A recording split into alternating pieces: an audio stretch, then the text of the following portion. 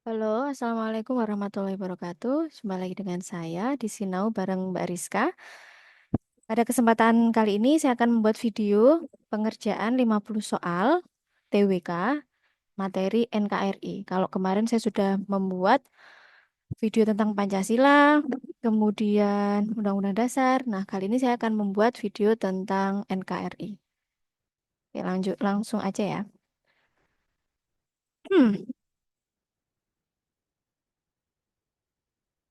Ini mudah-mudah. Oke. Belanda menduduki Indonesia kurang lebih 350 tahun. Hati-hati ya. Ini pertanyaan sepele kalau kita bacanya gugup bisa jadi salah memilih 350 tahun ya. Kalau abad ya 3,5 abad.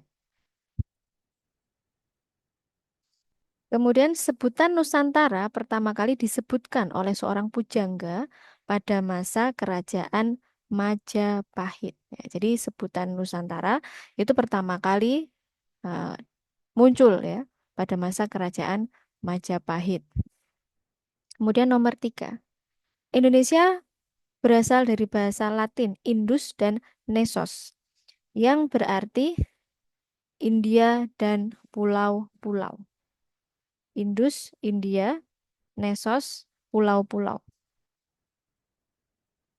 Cikal bakal negara Indonesia adalah kerajaan. Cikal bakal cikal bakal negara Indonesia adalah kerajaan Majapahit ya. Nah, tadi juga istilah Nusantara kan juga keluar di masa Majapahit. Cikal bakalnya juga eh, dari kerajaan Majapahit. Nomor 5. Negara-negara berikut ini pernah menjajah bangsa Indonesia, kecuali Spanyol pernah, Portugis pernah, Belanda pernah, Jepang pernah, Amerika ya yang nggak pernah. Kemudian nomor 6. Organisasi pertama kali yang berdiri di Indonesia dengan meninggalkan sifat kedaerahan dan sebagai simbol kebangkitan nasional. Ya, keywordnya adalah meninggalkan sifat kedaerahan dan sebagai simbol kebangkitan nasional adalah Budi Utomo. Nomor 7, yang disebut dengan tiga serangkai adalah Cipto Mangunkusumo iya, Ki Hajar Dewantara iya, Ahmad Dahlan bukan. Ya, Haji Ahmad Dahlan bukan. Kemudian Cipto Mangunkusumo iya, Ki Hajar Dewantara iya, Hos Cokro Aminoto bukan. Cipto Mangunkusumo iya, Hos Cokro Aminoto bukan, Dewes Dekker iya. Cipto Mangunkusumo iya, enggak ya, Cipto Mangunkusumo. Oh iya, Cipto Mangunkusumo iya, Ki Hajar Dewantara iya, Dewes Dekker iya, berarti yang D. Kemudian nomor 8. Sumpah Pemuda lahir pada tanggal, ini mudah ya, 28 Oktober 1928. Cara ngapalinnya ujung-ujungnya sama, 28, 28. Kemudian pencetus Sumpah Pemuda adalah Indonesia Netherlands, Partai Nasional Indonesia, Pemuda Indonesia. Betul. Bukan Trikoro Darmo, bukan. Kemudian bukan Budi Utomo juga bukan. Bukan Budi Utomo. Udah. Kemudian nomor 10. Jepang pertama kali mendarat di Indonesia pada tahun Jepang ya. Jepang pertama kali mendarat di Indonesia pada tahun 1942 ya. Tepatnya di Tarakan. Oke. Kemudian nomor 11, kerja paksa yang dilakukan oleh Jepang pada rakyat Indonesia dinamakan Romusa. Ini sering kita dengar ya. Kemudian nomor 12, kerja paksa yang dilakukan oleh Belanda pada rakyat Indonesia dinamakan kerja Rodi.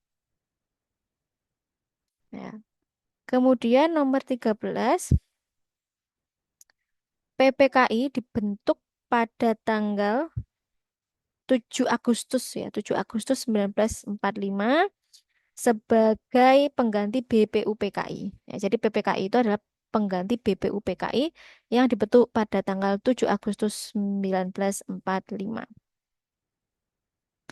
Kemudian anggota PPKI pada awalnya berjumlah 21 orang, kemudian ditambah beberapa orang menjadi 27. Ada 6 tambahannya. Nomor 15, eh, peristiwa Rengas Dengklok diakibatkan oleh, kok diakibatkan oleh ya bahasanya, ya? Oleh perbedaan pandangan ya, perbedaan pandangan kemerdekaan negara antar pemuda ya, antar golongan pemuda. Di mana waktu itu mereka tuh ingin segera mendeklarasikan kemerdekaan. Jadi mereka itu kayak golongan muda itu berbahasanya tuh bersih tegang dengan golongan tua. Golongan tua di sini mungkin para senior-senior seperti Insinyur Soekarno dan kawan-kawan. Jadi pada waktu itu peristiwa Rengas Dengklok itu kan yang diculik itu kan R. Soekarno itu. Nah, mereka itu inginnya segera dideklarasikan aja, tapi golongan tua itu masih ingin membahasnya dulu, tepatnya pada tanggal 18 Agustus. Jadi nomor 15 itu adalah perbedaan pandangan kemerdekaan antara golongan muda dan golongan tua. Nomor 16. Naskah proklamasi dirumuskan oleh naskah proklamasi itu tiga serangkai itu ya, namanya apa namanya, Insinyur Soekarno, Dr. Andes Muhammad Hatta, dan Mr. Ahmad Subarjo. Berarti yang E. Pengetik naskah proklamasi. Nah, ini di SD ini ya sudah sering didengar ya. Pengetik naskahnya adalah Sayuti Melik. Tokoh yang memproklamasikan kemerdekaan adalah Soekarno dan Dr. Andes Muhammad Hatta. 18D. Gubernur Jenderal pada masa Indonesia dijajah Inggris adalah, jadi waktu itu kerajaan Inggris itu mengutus namanya Thomas Stamford Raffles sebagai gubernur jenderal di Jawa. Jadi Thomas Stamford Raffles. Kemudian nomor 20, gubernur jenderal yang dijuluki Jenderal Guntur karena terkenal dengan kekejamannya adalah ya ini Herman William Diendels. Dijuluki Jenderal Guntur terkenal dengan kekejamannya. Nomor 21,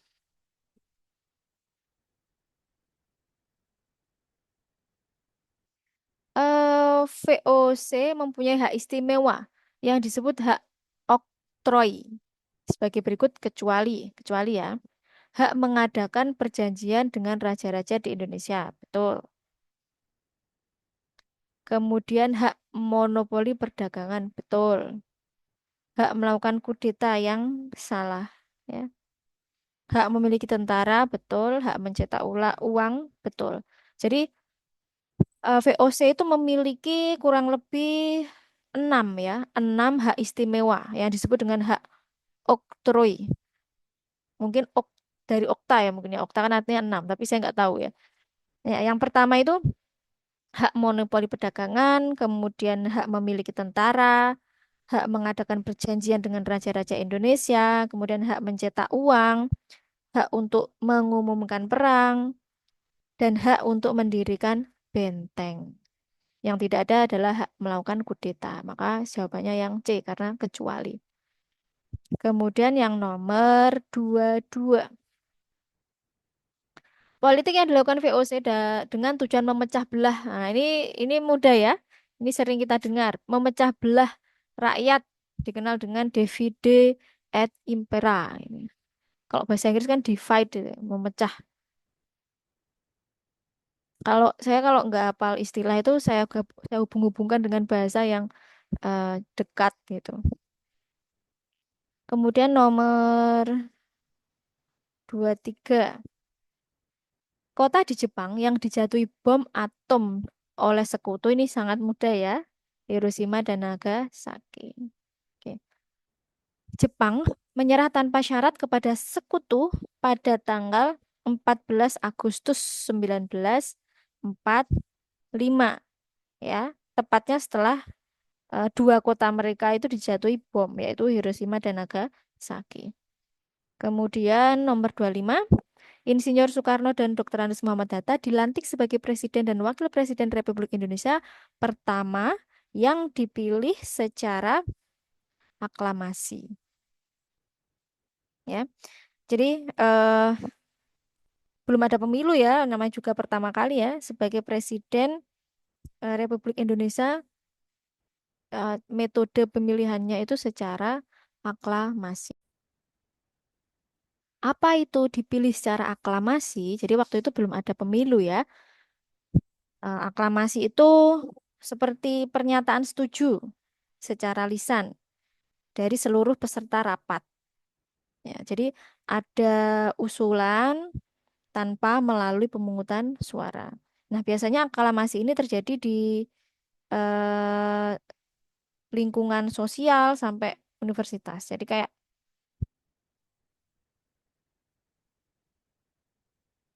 aklamasi itu hampir sama dengan voting sih ya. Hanya saja aklamasi ini tidak menggunakan perhitungan secara formal ya.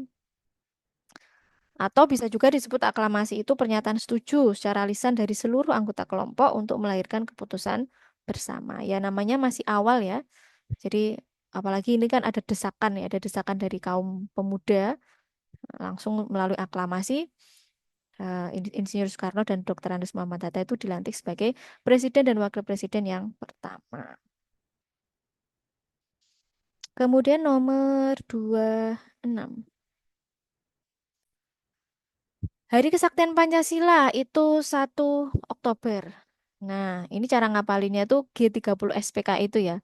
G30 S. 30 S kan artinya 30 September. 30 September intinya Pancasila kita dilukai lah oleh kejadian PKI itu ya, 30 September. Kemudian bulan depannya itu 1 Oktobernya negara kita gagal untuk dikudeta lah oleh PKI itu. Makanya tanggal 1 Oktober diperingati sebagai kesaktian Pancasila. Jadi setelah G30 SPKI itu kesaktian Pancasila 1 Oktober. Kemudian salah satu keputusan perundingan Romroyen adalah waktu itu kayak Yogyakarta dikembalikan ya kepada RI. Mana?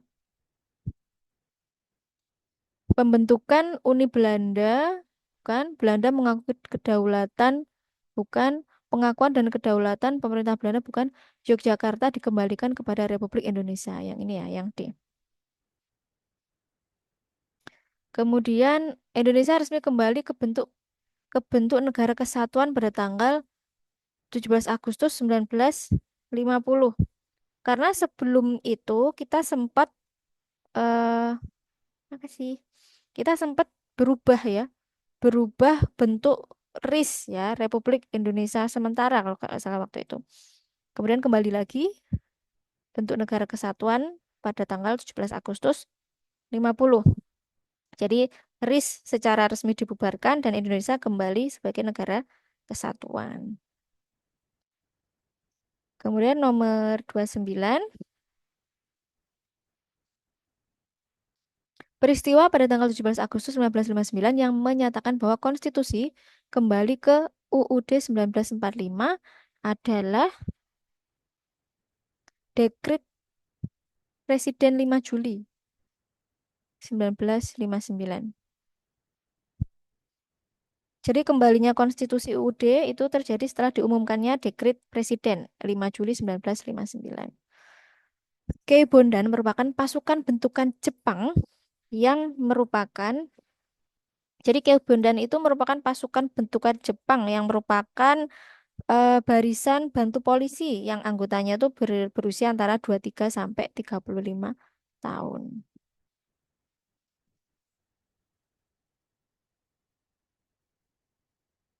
Upaya diplomasi melalui KMB, Konferensi Meja Bundar, berlangsung pada tanggal KMB itu berlangsung pada tanggal 22 Agustus hingga 2 November. Mana? 22 Agustus sampai 2 November. Berarti yang 23 Agustus sampai 2 November 1949. Yang A. Jadi konferensi meja bundar itu dilaksanakan di Den Haag ya, Belanda pada tanggal tersebut yang A. Kemudian nomor 32. Kabinet baru yang dibentuk Soekarno setelah kabinet Syahrir III jatuh diketuai oleh Amir Syarifuddin.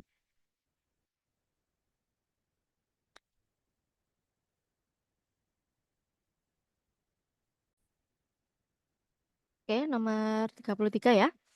Operasi Gagak atau agresi militer Belanda II dilakukan oleh Belanda dengan menyerang kota Yogyakarta. Nomor 34. Sebelum Belanda memasuki Gedung Agung di Jogja, Soekarno mengirimkan radiogram kepada Mr. Syarifuddin, prawira negara, untuk membentuk pemerintahan darurat Republik Indonesia. Jadi, eh,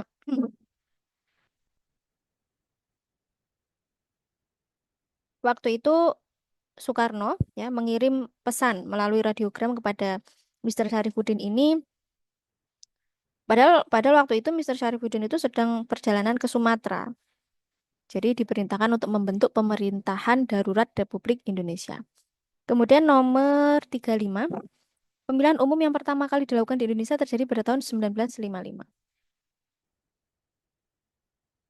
Nomor 36, alasan dilakukannya agresi militer satu oleh Belanda adalah membentuk negara serikat, bukan menghancurkan negara Republik Indonesia, bukan mengembalikan kekuasaan di Indonesia lagi. Jadi tujuan utamanya itu adalah mengembalikan kekuasaan di Indonesia lagi. Jadi mereka ingin berkuasa lagi. Kemudian 37, Dekret Presiden 5 Juli 1959 pada awalnya memenuhi harapan rakyat. Namun pada akhirnya rakyat kecewa karena karena ternyata UUD 1945 itu tidak dilaksanakan secara murni dan konsekuen. Kemudian juga UUD 1945 yang harusnya menjadi dasar hukum konstitusional, penyelenggaraan pemerintahnya hanya intinya tuh seperti slogan-slogan omong kosong belaka. Jadi apa kesimpulannya? UUD 45 yang tidak tidak benar-benar diaplikasikan kan berarti yang A. Kemudian berikut ini yang tidak menjadi latar belakang dikeluarkannya Dekret Presiden 5 Juli 1959 adalah jadi eh, latar belakang ya kita ini kan tidak ya. Jadi latar belakang dikeluarkannya Dekret Presiden 5 Juli 1959 itu pertama karena Undang-Undang Dasar itu belum berhasil dibuat, sedangkan UUDS atau Undang-Undang Dasar Sementara 1950 dianggap tidak sesuai dengan kondisi kehidupan masyarakat kita. Kemudian alasan yang kedua, kenapa yang menjadi latar belakang dekret presiden itu kegagalan konstituante dalam menetapkan UUD. Selain itu, waktu itu situasi politik juga lagi nggak kondusif ya, lagi kacau buruk gitu. Selain itu juga ada pemberontakan di mana-mana. Intinya pemberontakan, kemudian ada eh, situasi politiknya juga kacau. Ditambah lagi ada konflik antar partai politik. Jadi mana yang bukan? Kegagalan konstituante betul, terjadinya pemberontakan betul, masalah antar partai politik betul, dalam kabinet tidak menentukan porsi sebagaimana mestinya ini betul juga. Ini hubungannya dengan situasi politik ya. Kemudian masuknya paham komunis ke dalam negeri bukan. Kemudian sekarang nomor 39. Berikut adalah isi Dekret Presiden 5 Juli 1959. Kecuali, tadi sudah kan, dekretnya sudah saya bacakan. Eh, Tidak berlakunya UUDS betul. Kemudian pembentukan MPRS betul. Pembentukan konstituante salah. Kembali digunakannya Undang-Undang 1945. Pembentukan DPAS betul. Jadi isi dekret Presiden 5 Juli itu yang pertama kembali ke UUD 1945, kemudian pembubaran bukan pembentukan ya. Ini kan kecuali pembubaran konstituante, kemudian sudah tidak berlakunya lagi UUDS ya, berarti tidak berlaku UUDS betul. Kemudian pembentukan MPRS dan DPAS betul. Kecualinya pembentukan konstituante yang harusnya dibubarkan ya isinya, isi dekretnya. Kemudian nomor 40. Berakhirnya masa Orde Lama terjadi sejak dikeluarkannya Super Semar, ya, Surat Perintah 11 Maret yang ditandatangani oleh Presiden Soekarno sendiri. Nomor 41.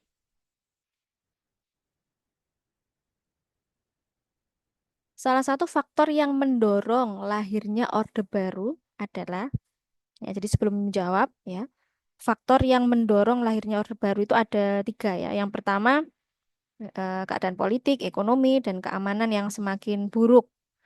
Kemudian yang kedua itu kesatuan aksi organisasi yang dulu disebut dengan Front Pancasila ya, yang diikuti dengan dikeluarkannya Tritura itu, yang tiga tuntutan rakyat itu. Kemudian yang ketiga itu pembentukan Kabinet 100 Menteri yang masih diisi tokoh yang terlibat G30S PKI. Jadi jawabannya mana? Konflik fisik bukan, nggak ada konflik fisik. Demonstrasi besar-besaran di universitas ini bukan faktor tapi konsekuensinya ya. Kemudian kesatuan organisasi yang membentuk Front Pancasila diikuti dengan Tritura yang ini. Keagak apa perekonomian yang makin membaik salah, malah kebalikannya pembentukan kabinet gotong royong bukan. Nomor 42. Pembentukan Super Semar dikeluarkan dengan tujuan. Jadi Super Semar itu bertujuan memulihkan stabilitas keamanan nasional. Mana? Memulihkan stabilitas keamanan nasional. Kemudian nomor 43, tekad awal masa Orde Baru adalah untuk melaksanakan Pancasila dan UUD 1945 secara murni. Itu ya poinnya. Pancasila dan UUD secara murni dan mana ini? Konsekuen dalam setiap aspek kehidupan. Mana melaksanakan Pancasila ini. Nomor 44. Salah satu hasil perjanjian Renville adalah Belanda mengakui wilayah Republik Indonesia meliputi Jawa Tengah, Jogja, dan Sumatera. Betul. Jawa Tengah, Jogja, dan Sumatera. Untuk perjanjian Renville hanya tiga itu ya. Jadi Belanda hanya mengakui Jawa Tengah, Jogja, dan Sumatera sebagai bagian dari wilayah Republik Indonesia. Masa Orde Baru di bawah Presiden Soeharto berlangsung selama 32 tahun. Pengganti Soeharto setelah dilengsarkan dari kedudukannya sebagai presiden adalah B.J. Habibie ya. Oke. Kemudian Provinsi Timur Timur Lepas dari wilayah Indonesia setelah dilakukan jejak pendapat di Dili pada saat pemerintahan B.J. Habibie ya waktu itu. Timur Timur atau Timur Leste sekarang itu lepas. Reformasi digaungkan oleh masyarakat Indonesia setelah runtuhnya Orde Baru. Faktor politik munculnya reformasi adalah yang paling merajalela itu ya KKN itu ya, zamannya Orde Baru itu. Berarti adanya praktik KKN dan pemerintahan yang semakin merajalela. Oke. Tujuan dari reformasi adalah di bawah ini kecuali. Jadi tujuan reformasi itu kecuali ya, yang kecuali. Amandemen UUD 1945 salah. Benar ini. Benar ya, benar. Kecuali kan berarti yang yang salah ya. Oke. Saya tujuan reformasi itu adalah eh, tercapainya demokratisasi ini betul. Kemudian reformasi sosial bertujuan untuk mewujudkan integrasi bangsa negara betul. Reformasi ekonomi betul. Reformasi hukum betul. Yang salah adalah amandemen. Nomor terakhir, nomor 50. Berikut ini yang tidak termasuk faktor politik yang mendorong reformasi. Tidak termasuk faktor politik yang mendorong reformasi. Setelah habisnya masa jabatan Presiden Soeharto. Enggak ya. Waktu itu tuh sebenarnya kan enggak habis. Berarti ini yang salah. Yang betul adalah kekuasaan Orde Baru di bawah Soeharto otoriter dan tertutup. Memang. Maksudnya waktu itu beritanya seperti itu. Adanya keinginan demokratisasi. Ya KKN yang merajalela. Ya. Rasa tidak terpercaya pada pemerintahan waktu itu. Karena memang sudah terlalu lama ya. 32 tahun. Jadi pada waktu itu masyarakat menginginkan perubahan yaitu berupa reformasi. Baik, terima kasih. Semoga bermanfaat. Jangan lupa untuk selalu belajar dan berdoa. Sukses untuk kita semua. Wassalamualaikum warahmatullahi wabarakatuh.